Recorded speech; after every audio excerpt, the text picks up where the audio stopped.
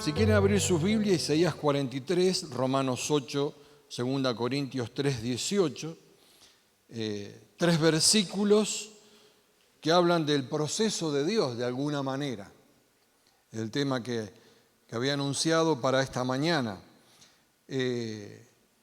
La vida es un proceso, y en la palabra, en Cristo, también es un proceso, por supuesto. Hablaba con Rolly del mensaje que tuvo el domingo pasado sobre el corazón transformado, que es un proceso de una persona no creyente hasta convertirse y crecer, es un proceso. Isaías 43, 2 dice: cuando pases por las aguas, yo estaré contigo. Y si por los ríos, no te anegarán. Cuando pases por el fuego, no te quemarás, ni la llama arderá en ti. Es un proceso, porque pasar por situaciones difíciles, está hablando de alguna manera acá el profeta Isaías, por las aguas, por los ríos, por el fuego, son pruebas que son procesos en la vida. Romanos 8, 18 dice: pues tengo por cierto que las aflicciones del tiempo presente no son comparables con la gloria venidera que en nosotros ha de manifestarse. O sea, esas aflicciones de la vida también es un proceso en nosotros que tiene algún propósito con cada una de las vidas que sufren esto. Pero acá hay una promesa, que la gloria venidera que en nosotros ha de manifestarse no se puede comparar. Esperar en esa gloria. 2 Corintios 3:18 dice: así todos vosotros, con el rostro descubierto, reflejamos como en un espejo la gloria del Señor, somos transformados a su semejanza con más y más gloria por la acción del Señor, que es el Espíritu. Porque proceso es transformación, y la Biblia nos invita. En esa presencia de Dios hay una transformación en cada una de nuestras vidas. Y Dios trabaja con procesos, no trabaja de otra manera. Si tomamos como ejemplo al pueblo de Israel, los hebreos que habían salido de Egipto, conocemos la historia, que estaban en el desierto, se quejaron de la falta de comida, extrañaban los puerros y cebollas, y Dios les envía maná. Les envía maná del cielo, los alimentó con ese maná durante muchísimo tiempo. O sea, el pueblo de Israel fue alimentado con maná, pero también vivió un proceso durante ese tiempo de sus vidas, porque Dios quería sacar lo mejor, el propósito que había en ellos. Por eso los procesos siempre fueron necesarios. El proceso es la acción de ir hacia adelante. Y nosotros, que somos un pueblo de reyes y sacerdotes, como dice la Escritura, tenemos que aceptar ese proceso en nuestras vidas para cumplir con ese diseño de Dios para con cada uno de nosotros. Por eso es importante entender ese rol que tenemos cada uno de nosotros, para ejercer un liderazgo en la sociedad. Ejercer un liderazgo en la sociedad no se trata de ser candidato a algo, porque de hecho hay muchos y cada vez más candidatos a diputados, a senadores, a concejales y un montón de otras cosas más, porque hace falta que haya luz en medio de la oscuridad. No me refiero a ese liderazgo solamente, sino todos podemos ejercer un liderazgo, ser de influencia con el testimonio. Con el testimonio de vida, que no lo que decimos simplemente quede en palabras, sino con hechos y acciones. Eso es influencia, pero tenemos que pasar un proceso en nuestras vidas para que eso sea real. Si fuese algo rápido, que metemos una moneda y sacamos el producto, sería genial, pero no. Tenemos en la vida que pasar por distintos estados para crecer esa estatura de la plenitud de Cristo, que también es un proceso. Soy reiterativo, pero se trata de esto. Ahora, por sobre todas las cosas, El Señor quiere que haya una unidad en espíritu, que seamos uno en Él, para que el mundo crea. Es tan simple la Escritura, lo dice así, que sean uno para que el mundo crea. Y no terminamos siendo uno, pero necesitamos. Y es una cosa que tenemos que no solamente poner en práctica, sino hacerlo carne en nuestras vidas.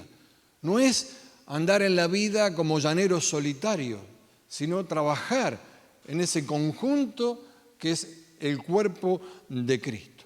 Ahora, en la vida nada es regalado.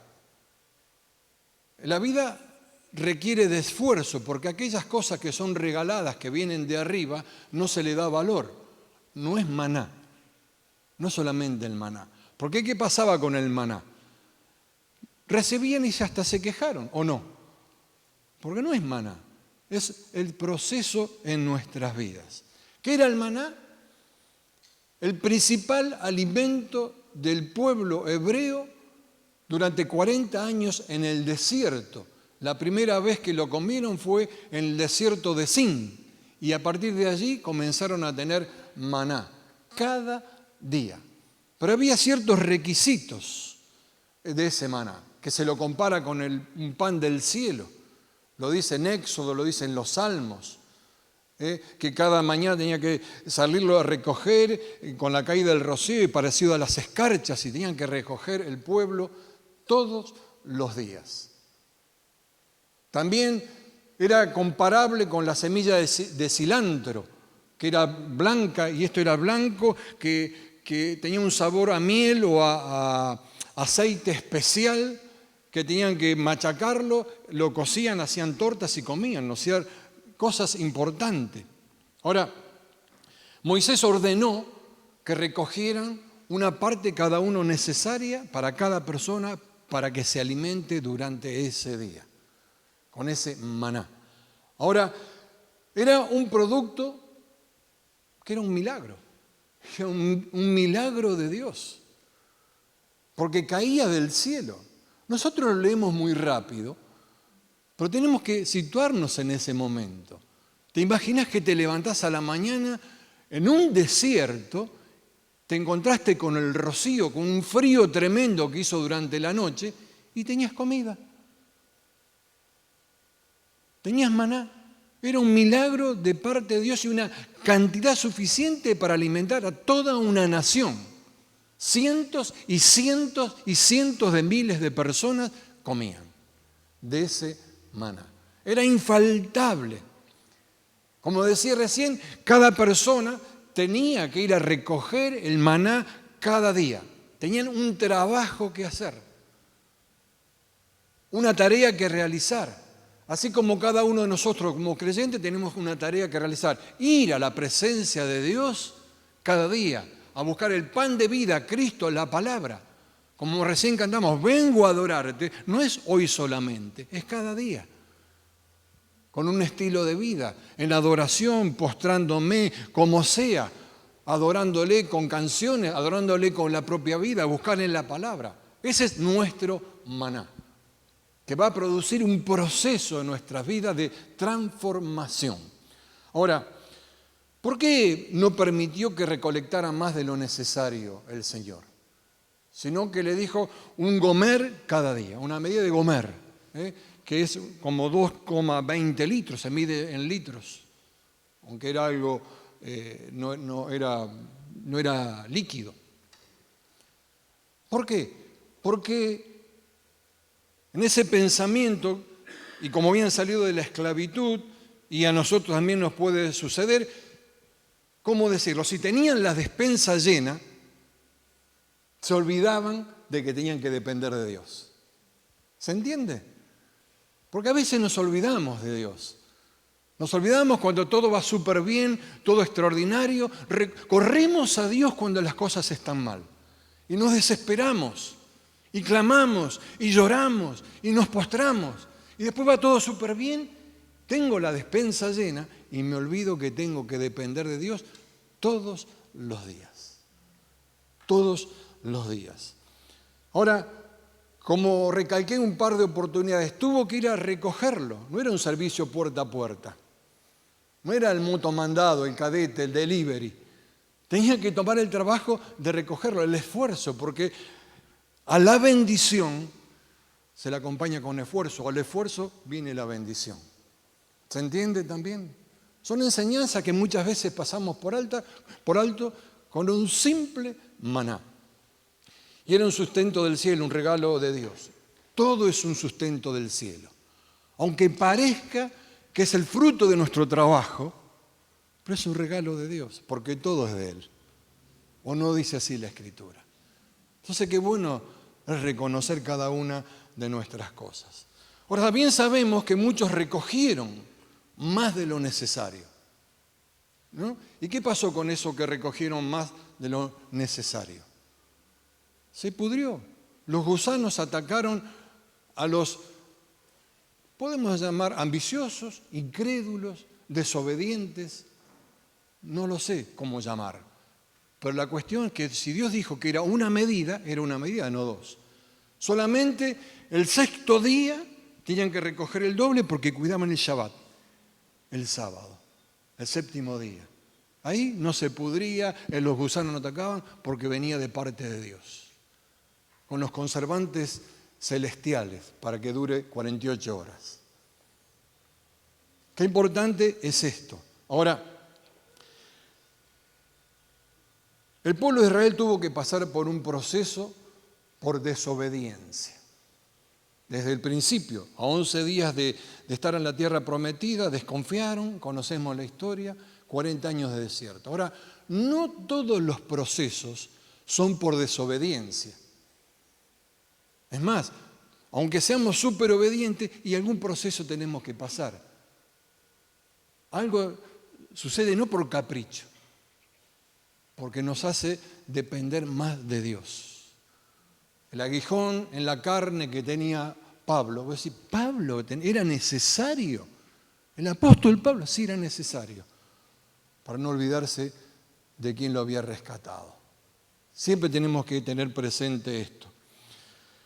Ahora, el sistema nos ofrece maná todos los días, a través de las publicidades, que venga todo de arriba, todo sin esfuerzo, usa tal perfume, toma tal bebida, vas a tener éxito. Es como que todo light, ¿o no es así?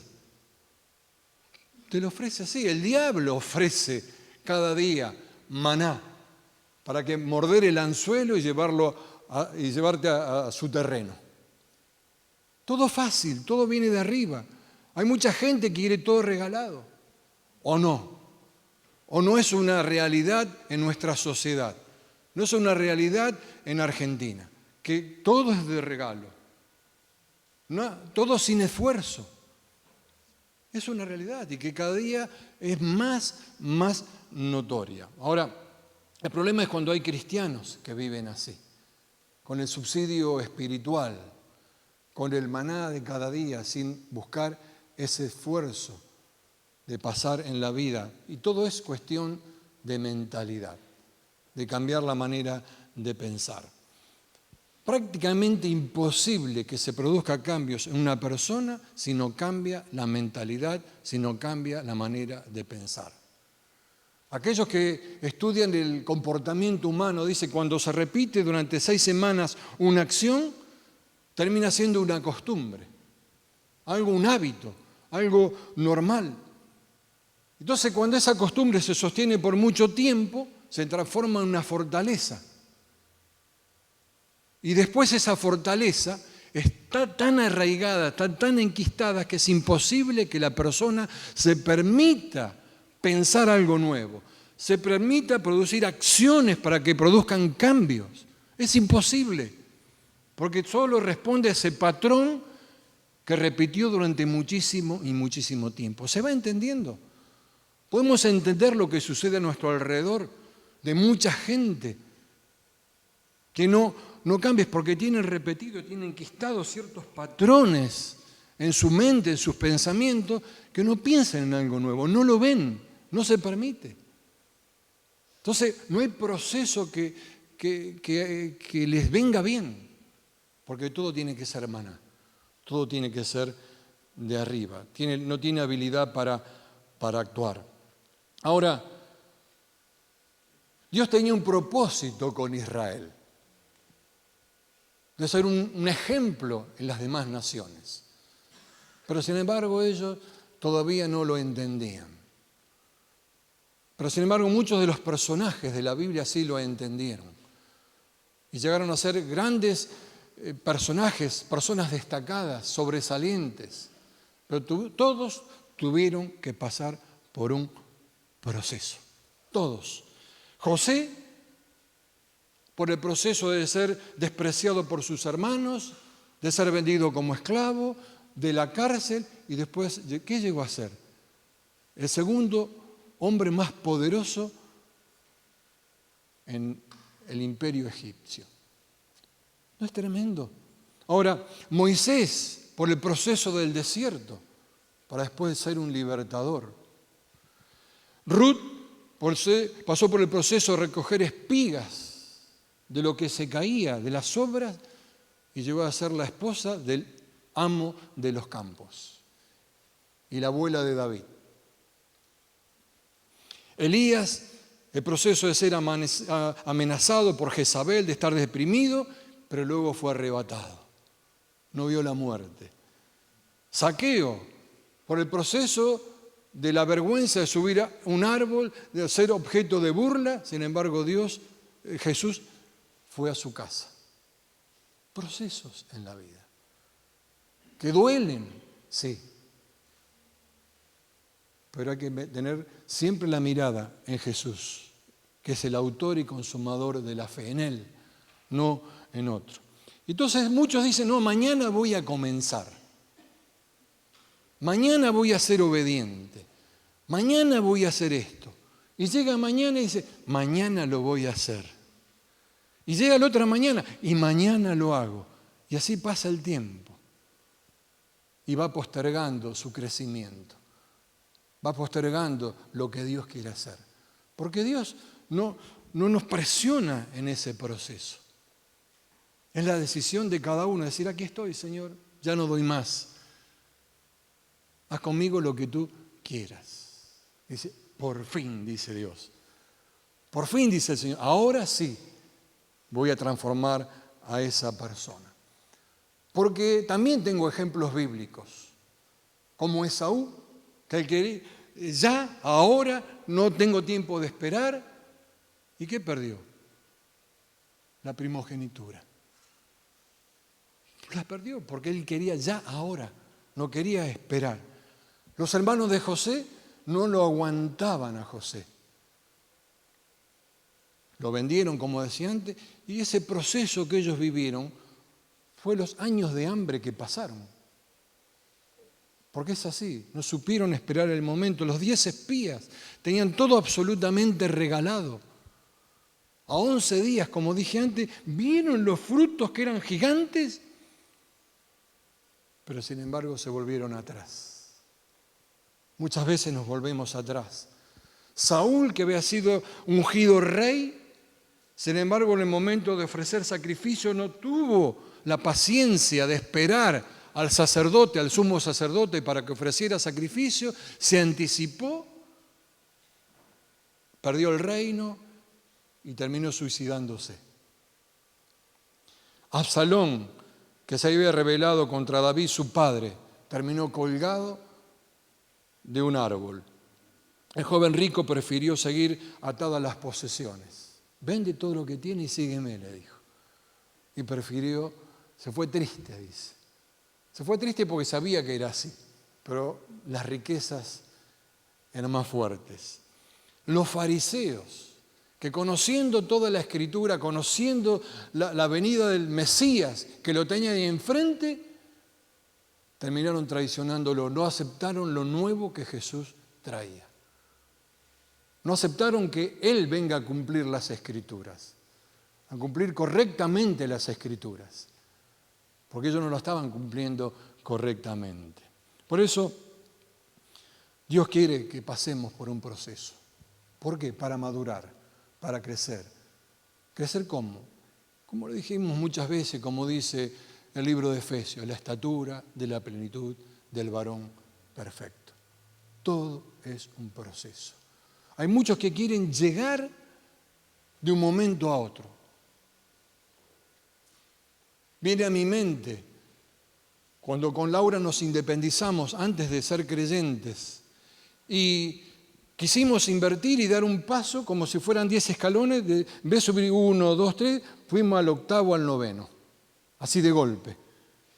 Así nos caímos también, porque era un proceso. Todo en la vida es proceso, absolutamente todo. O aquellos que, recuerdo ahora, me viene a mi mente, se había convertido un muchacho que había sido brujo y lo pusieron a predicar porque tenía un testimonio tremendo. Era bueno escucharlo contar su testimonio, pero no ponerlo a predicar a los 2 meses, porque se le subió la mostaza y a los 3 meses estaba en cualquier cosa. No estaba preparado, porque todo es un proceso.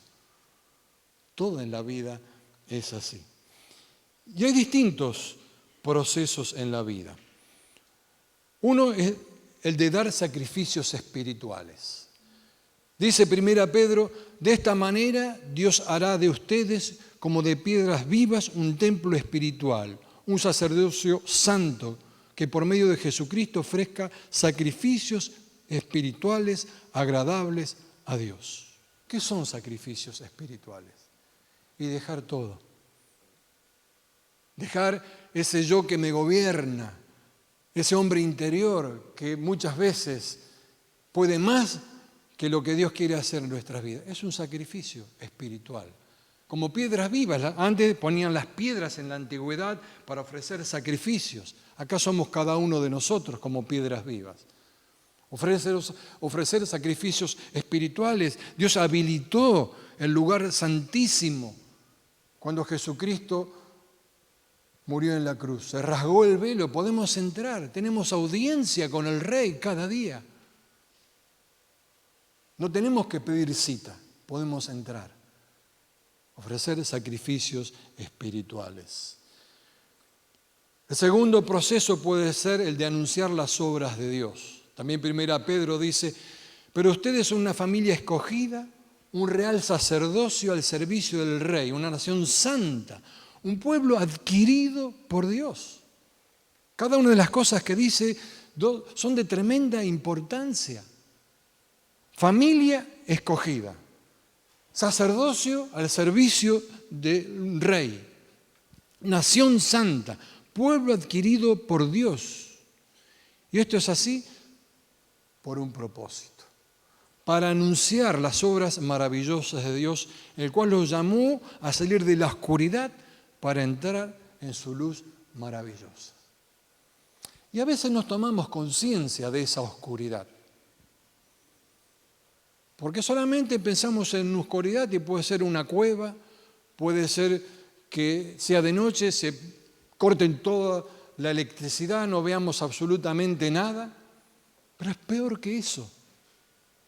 Porque oscuridad se refiere a tinieblas, algo espeso, algo pesado. De ahí nos rescató a su luz admirable. Entonces tenemos que anunciar eso. Es un proceso en nuestras vidas. Tenemos que anunciar. Porque hay mucha gente en ese estado. Hay mucha gente que está buscando lo espiritual. Lo he dicho en otras oportunidades. Y uno no lo puede condenar. Oh, está buscando mal. Oh, está en esto. Está en una búsqueda genuina. Porque sabe que hay algo. Está en el camino erróneo. Pero no es para condenar, es para anunciarle la luz maravillosa, la luz admirable. ¿Cuántas veces? Todas las veces que sea necesario. Porque está en oscuridad. El príncipe de este mundo entenebreció el entendimiento. ¿Se entiende? Entonces nosotros lo dejamos de hacer, pero nos olvidamos que en alguna oportunidad también estuvimos así. Yo había escuchado muchas veces, pero nunca le di importancia. Hasta que un día llegó la oportunidad. Entonces tenemos que insistir para sacarlos de esa oscuridad y decirle, el camino es este. Camino, verdad y vida, dice Jesucristo. te ofrece un balance. No es 33% de cada uno. Es un balance, camino, verdad y vida. Es la luz de Cristo trabajando.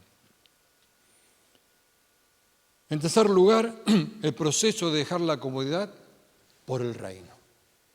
Dice Lucas, Jesús le respondió, nadie que mira atrás después de poner la mano en el arado es apto para el reino de Dios. O sea, si estamos mirando y recordando el pasado y el pasado y el pasado, no somos aptos para el reino de Dios. Poner la mano en el arado también es un proceso en nuestras vidas. Porque hoy vemos los arados que son tirados por tractores, pero en ese momento era tirado por un buey y tenía que estar llevando la línea. Era mucho trabajo, la vida requiere de trabajo para formar el surco que corresponde. Marcos 10 dice, os aseguro, respondió Jesús, que todo el que por mi causa y la del Evangelio haya dejado casa, hermanos, hermanas, padre, madre, hijos o terrenos, recibirá 100 veces más ahora en este tiempo, casas, hermanos, hermanas, madres, hijos y terrenos, aunque con persecuciones, lo aclara, aunque procesos, podríamos decir, y en la edad venidera la vida eterna. Hay una promesa en ese proceso. Ahora, ¿qué significa esto? Es dejar todo lo que nos ata. Hay muchas cosas que nos atan, que nos permiten avanzar. Muchas cosas, cada uno tendrá la suya. Podremos mencionar familias, podremos mencionar posesiones, podremos mencionar dinero, podremos mencionar vicios, pecados. ¿Cuántas cosas nos pueden atar? Dejar, porque hay una promesa gloriosa. La vida eterna y 100 veces más en este tiempo. Ahora, poner la mano en el arado significa decirle sí al Señor. Y sí es sí. No es vamos a ver. No a ver si mañana. Sí es sí. Y entrar en ese proceso de Dios.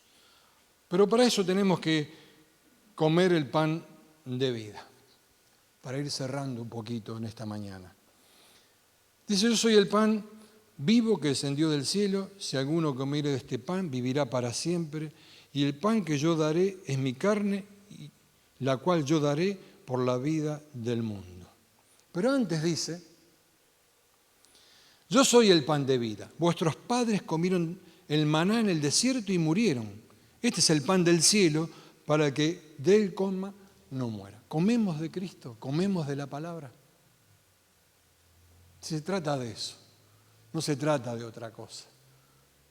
No se trata, como dije antes, algo mágico, algo así que de repente sucedió. Hay Dios que a veces que actúa de repente y hace cosas extraordinarias. Hay veces que Dios nos da maná porque lo necesitamos alguna vez, pero no es una constante, no es permanente. Dios quiere trabajar con tu vida, Dios quiere trabajar con mi vida. Y la única forma que tiene es hacerlo con ese proceso de distintas circunstancias. Hay dos cosas que podemos escoger. Aunque estamos en Cristo, venimos a la iglesia, tenemos todos acá varios años de creyentes, conocemos la Biblia, pero muchas veces escogemos el miserable rol que el diablo nos ofrece. Sí, cuando entramos, nos salimos un poquito de la palabra, estamos aceptando ese rol miserable que el enemigo ofrece, con las cosas superficiales. No te estoy diciendo que dejes todo, no te estoy diciendo eso, sino que está en primer lugar. Primero, Dios. Ahora, muchas veces el enemigo pone en nuestras vidas que hay cosas que son más importantes que Dios. que hay cosas que son más importantes que la palabra. Y no nos damos cuenta que es el enemigo. Que no es ese enemigo, no siempre es el diablo, es nuestro propio yo, ese ego que nos domina, el que cree que lo sabe todo. No sabemos nada. Tenemos que aprender muchas cosas también en nuestras vidas. Entonces, lo que quiere el enemigo, aunque nos parezca que estemos súper bien, que tengamos vidas miserables. Porque en definitiva es así, vidas mezquinas, pensar en uno mismo. O también podemos escoger lo que Dios nos ofrece. La palabra por sobre todas las cosas. Su presencia. Como antes decía, se rasgó el velo, podemos entrar al lugar santísimo. Podemos estar en su presencia. No pedir por nosotros, pedir por aquellos que se pierden, por los que están alrededor nuestro. Ni siquiera en las naciones. Empecemos a pedir por el que está alrededor nuestro, como antes decía, que está en oscuridad, que el enemigo entenebreció su entendimiento, no entiende. Este es un cabezón, no entiende, no es cabezón. No se le reveló todavía Cristo, no se le reveló el Señor. Por eso esa insistencia, por eso lo que Dios quiere que nosotros obremos de esta manera. Recordar siempre que Él fue a la cruz, que derramó su sangre por cada uno de nosotros, que nos sacó de la oscuridad a su luz admirable, del dominio de las tinieblas, para no decir oscuridad, a su luz admirable. Él nos sacó. Por eso nos olvidamos tan fácilmente. Por eso Jesús, cuando compartimos la cena, dice, hagan esto en memoria de mí, como diciendo, no se olviden de lo que hizo, lo que hice. Porque tenemos el ejemplo del pueblo de Israel. Es un paralelo. El pueblo de Israel se olvidó de lo que Dios había hecho. Esos milagros poderosísimos con esas 10 plagas. Ese milagro de abrirse el mar rojo y que pasaron en seco. Y que vieron y observaron cómo el mar se tragó a todo el ejército de Faraón. Y se quejaban y tuvieron el maná y se siguieron quejando y le dio codornices. Pero se olvidaban. En la época de los jueces se olvidaban. Nosotros también tendemos a olvidarnos de que nos sacó a su luz admirable, de un desierto donde estábamos. Dios quiere trabajar con cada una de nuestras vidas, pero muchas veces somos muy tercos, muy obstinados. Eso es lo que significa. Primera de Samuel, la obstinación se la compara con la idolatría. Cuando somos obstinados, tercos en algo, estamos haciendo ídolos a nosotros mismos, a nuestra terquedad. Tenemos que romper con eso, dejando todo lo que está atrás y poniendo la mirada en Jesús. ¿Para qué? Ese proceso es para ser una mejor versión de lo que fui ayer, de ser una mejor persona, no conforme a mi diseño, sino al diseño de Dios, y trabajar en eso. Tenemos que dejarnos moldear por Dios. ¿Por qué digo esto? Porque es muy importante. Lo he dicho en otras oportunidades, cada día más importante. Cada día se requiere de un pueblo que se levante con la palabra por sobre todas las cosas. Toda la palabra. Cada día la sociedad lo necesita más. Y si Dios quisiera, le diría a las piedras que se levanten, lo hagan, que los ángeles vengan. No, Dios no quiere eso, nos quiere a cada uno de nosotros. Pero que aceptemos lo que Él tiene para cada uno. Porque en definitiva Él lo va a hacer. Renegamos con nosotros mismos, somos tan tercos que renegamos con nosotros mismos. En definitiva Él no va a cambiar los planes por nosotros. Él va a cumplir su plan. ¿No sería mejor estar en su plan que estar en los nuestros? Por eso, como hablaba del maná al principio, ¿qué preferimos en nuestras vidas? ¿El maná o preferimos el proceso de Dios? Cada uno escoge. Cada uno es quien determina qué hacer. Cada uno determina qué es lo que quiere en su vida. Cada uno determina qué planificar con el Señor. Depende de tu vida y depende de mi vida. No es una obligación, no es una exigencia. Es una elección que todos tenemos. No tenemos que tener temor al proceso, es necesario, es imprescindible. Y seguimos estudiando los distintos personajes bíblicos y mencionándolos, vemos que todos pasaron por algo así, para lograr ser lo que fueron y que nos dejaron ejemplo y testimonio en nuestras vidas. Porque dice la Escritura, para terminar, y sabemos que los que aman a Dios, todas las cosas le ayudan a bien. Todas. Esto es a los que conforme a su propósito son llamados. Todo ayuda bien, el proceso ayuda a bien. Entonces no te quedes simplemente con maná, no llores por maná. Llorá, clamá por la presencia de Dios, que es totalmente diferente.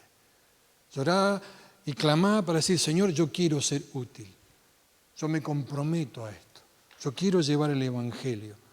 Es necesario que, o algunos piensan, mejor dicho, que es solamente para algunos escogidos que puedan llevar el Evangelio, de evangelizar. Están los evangelistas porque es bíblico y tienen el don y lo pueden hacer con facilidad.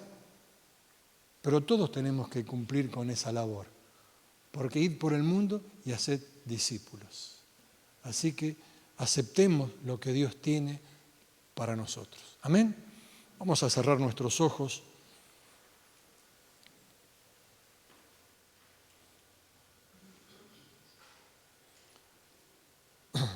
Y dar gracias al Señor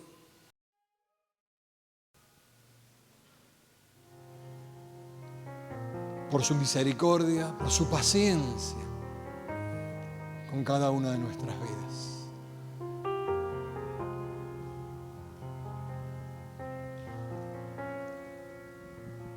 Pensar que todo sería mucho más sencillo cuando nos disponemos a estar y hacer su voluntad.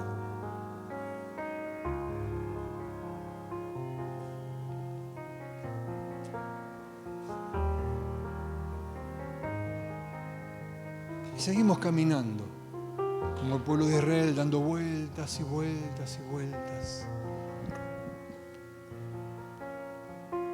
alargando ese proceso.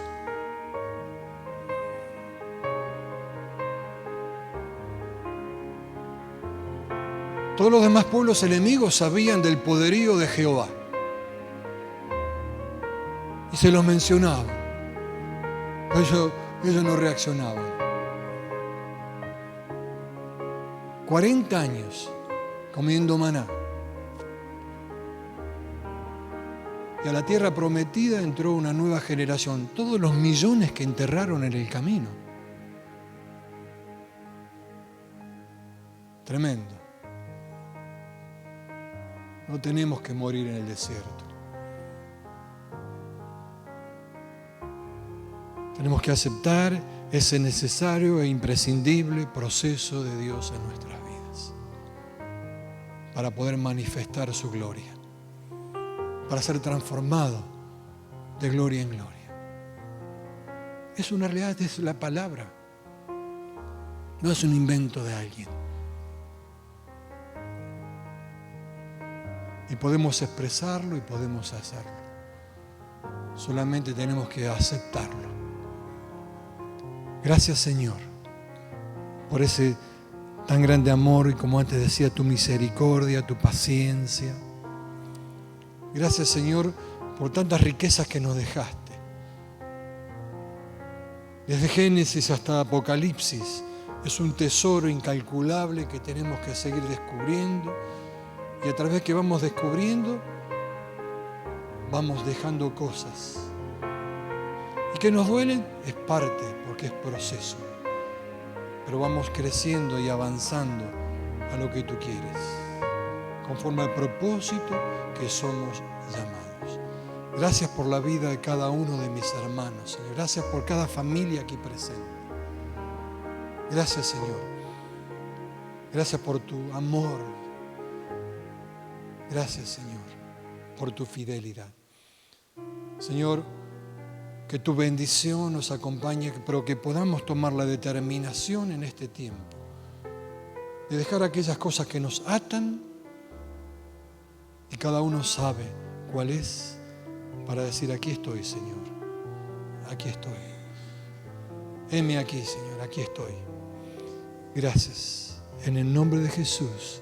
Amén y amén. Amén. Bendecida semana.